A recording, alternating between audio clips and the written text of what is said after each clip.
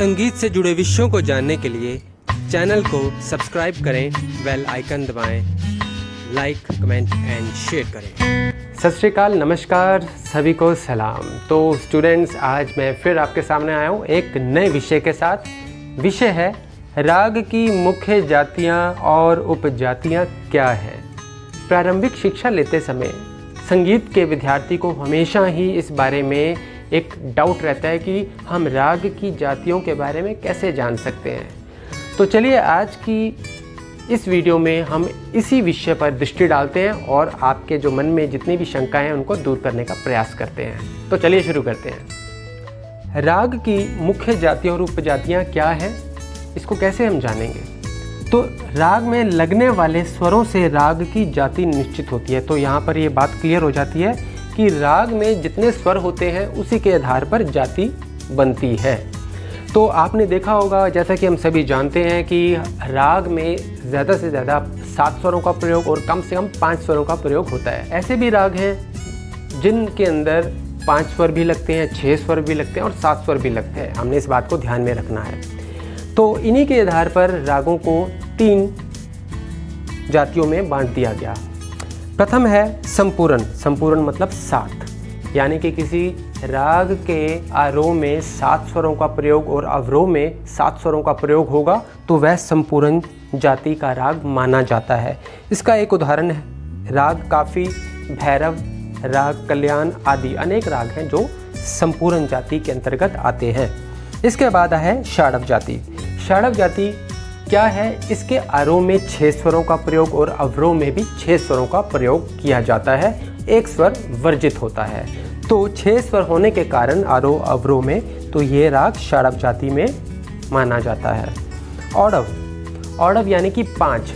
किसी राग के आरोह या अवरोह में 5 स्वरों का प्रयोग हो और 2 स्वरों को वर्जित किया जाता है तो वह औडव जाति के अंतर्गत माना जाएगा, जैसे कि राग भूपाली। तो चलिए स्टूडेंट्स, मैं आपको एक आरोह अवरोह के द्वारा संपूर्ण, षाडव और औडव जाति को कैसे काउंट करते हैं मैं आपको बताता हूँ। यहाँ पर हम जो कॉमन स्वर है यानी कि स और स, इसको एक बार ही काउंट करना है। तो यानी कि 1 2 3 4 5 6 7 8 नहीं करना है, 7 तक ही करना है। जैसा कि मैंने आपको बताया कॉमन स्वर है उसको एक ही गिनना है। 1 2 3 4 5 6 7, यानी कि ये 7 स्वर हैं। अवरोह के अंदर 1 2 3 4 5 6 7, ये भी 7 स्वर हैं। तो आपको संपूर्ण जाति के बारे में समझ आ गया होगा। तो षाडव जाति की बात की जाए तो यहाँ पर हमें कोई भी राग के अंतर्गत अगर एक स्वर निकाल दें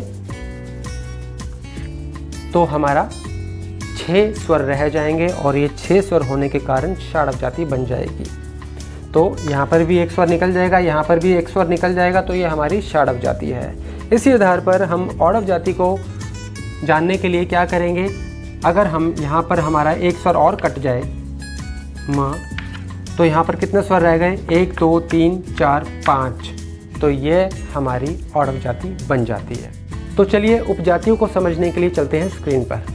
इस वर्गीकरण के आधार पर रागों की कुल 9 उपजातियां बन जाती हैं, जो इस प्रकार हैं। संपूर्ण। संपूर्ण जिस राग के आरोह और अवरोह दोनों में 7 स्वरों का प्रयोग किया जाता है उसे संपूर्ण जाति का राग कहते हैं। संपूर्ण षाडव जिस राग के आरोह में 7 स्वर और अवरोह में 6 स्वर लगते हैं उसे संपूर्ण षाडव जाति का राग कहा जाता है। संपूर्ण औडव जिस राग के आरोह में 7 तथा अवरोह में 5 स्वरों का प्रयोग होता है उसे संपूर्ण औडव जाति का राग कहते हैं। षाडव संपूर्ण जिस राग के आरोह में 6 तथा अवरोह में 7 स्वरों का प्रयोग होता है उसे षाडव संपूर्ण जाति का राग कहते हैं। षाडव षाडव जिस राग के आरोह और अवरोह दोनों में 6 स्वरों का प्रयोग होता है उसे षाडव षाडव जाति का राग कहते हैं।